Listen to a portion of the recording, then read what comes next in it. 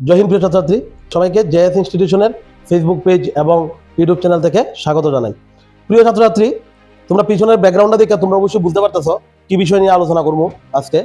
তোমরা সবাই জানো যে ম্যাক্সিমাম ক্যান্ডিডেটই জানো, অনেকে আবার জানো না, যে যারা যারা এসএসসি জিডির যারা পরীক্ষার্থীরা আছো, যারা ভাবতেছ যে 2026-এ যে নোটিফিকেশনটা আইব, যেটা পরীক্ষা হবে 27-এ, এটার প্রিপারেশন যারা করতেছো, ম্যাক্সিমাম ক্যান্ডিডেটই শুনছো যে একটা নোটিশ আইছে, ঠিক আছে? তোমরা ব্যাকগ্রাউন্ডে দেখতেছো, এই নোটিশের মধ্যে কইছে রিজার্ভেশন ফর রিটায়ার্ড অগ্নিবীর। তোমরা যারা অগ্নিবীর যে আছে ইন্ডিয়ান আর্মি, ঠিক আছে, ইন্ডিয়ান আর্মি কো এয়ারফোর্স কো অগ্নিবীরের যে ডিউটি ডিউরেশনটা হয় এটা হচ্ছে 4 বছরের। তো 4 বছর পরে এখনো কিন্তু তারা যে অগ্নিবীর যখন থেকে শুরু হয়েছিল, এখনো কিন্তু 4 বছর কিন্তু শেষ হয়েছে না। এটা ধরো অক্টোবরের লাস্টে বা নভেম্বরের দিকে শেষ হয়ে যাবে। তো তারা চাকরি শেষ হইবার আগেই তোমরা যারা যারা অগ্নিবীর আমরা জেএস ইনস্টিটিউশন থেকে পাইছো, তোমরা আমি আগেই করে দিছিলাম, তোমরা এরকম ভাববো না যে আর্মির মতো এত একটা ভালো ফিল্ড যেটার মধ্যে ট্রেনিং করাইয়া তোমরা 4 বছর পরে চাকরির থেকে সবাইরে বাইর করে দিব, এইরকম না। 25% তো রাখবো আগেই কইছে। এখন ধর 25%-এর লগে আবার কইছে 50% রিজার্ভেশন করে দিছে, 25% তো রাখবো, আর বাকি যে 50% আছে, ঠিক আছে, 25% আরো 75% আছে, তার মানে 25%-এর লগে আরো 50% নিবে এসএসসি জিডির থেকে। তো এসএসসি জিডির মধ্যে তোমরা জানো এইগুলো, এই পোস্টগুলো আছে, আরো আছে, সবগুলো তো লিখছি না। সিআইএসএফ, তারপর বিএসএফ, তারপর আসাম রাইফেল, এই সবগুলো পোস্ট এসএসসি জিডির মধ্যে থাকে।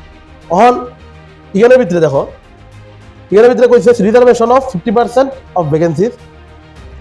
এবারে কইছে নির্ধারিত সর্বোচ্চ, দেখো আমি ইংলিশটারে বাংলাও লিখছি, নির্ধারিত সর্বোচ্চ বয়সসীমা 3 বছর ছাড়।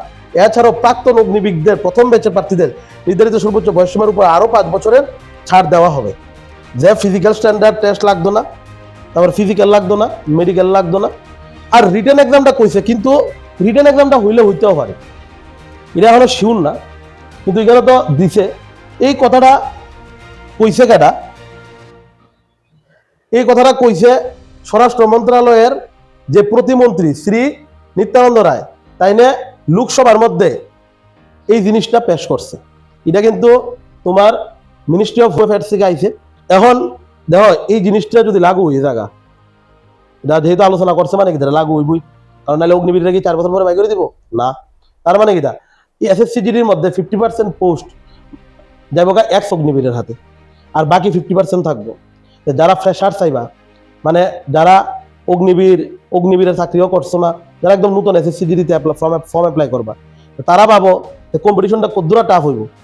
কম্পিটিশন অবশ্যই টাফ হইব, তখন আর অবশ্যই 70 ফাইল হইতো না, 80 ফাইল হইতো না, খুব ভালো রেজাল্ট করতে লাগবো।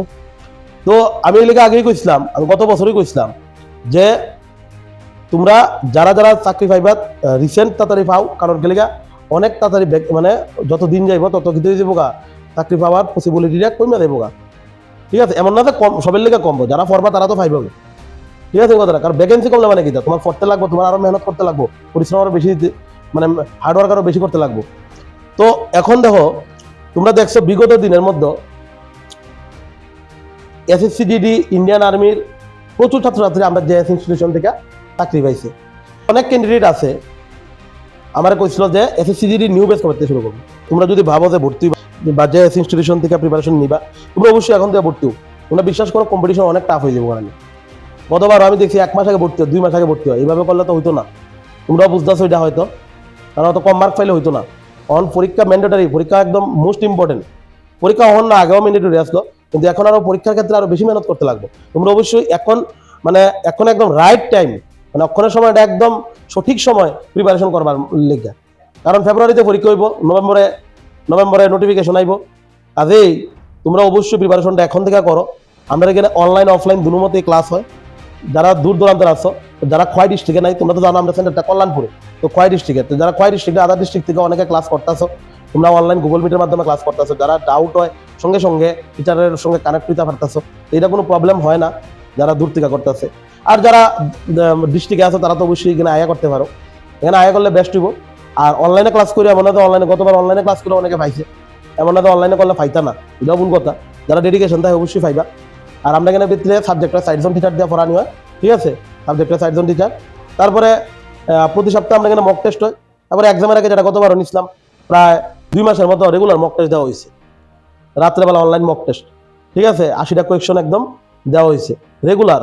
তোমরা প্রিপারেশন এখান থেকে একদম বেস্ট প্রিপারেশন হইব, এটার লেগে ভাবন লাগতো না। কারণ তোমরা বিগত দিনও তোমরা যদি আমরা পেজটা ঘাটো দেখতে পারবা, প্রচুর এসএসসিজির ছেলে মেয়ে, তারপরে অগ্নিবীর, অনেক অনেক ছেলে মেয়ে এখান থেকে জব পাইছে। তো তোমরা যারা যারা এসএসসিজিডির লিগা রেডি হইতে চাও, তোমরা ওখান থেকে প্রিপারেশন করো, ঠিক আছে? আর এই 50% রিজার্ভেশনটা এটা অনেকেই জানো হয়তো, এসএসসিজির যারা প্রিপারেশন করতেছো। যারা জানো না তারাই কইতে পাইছি।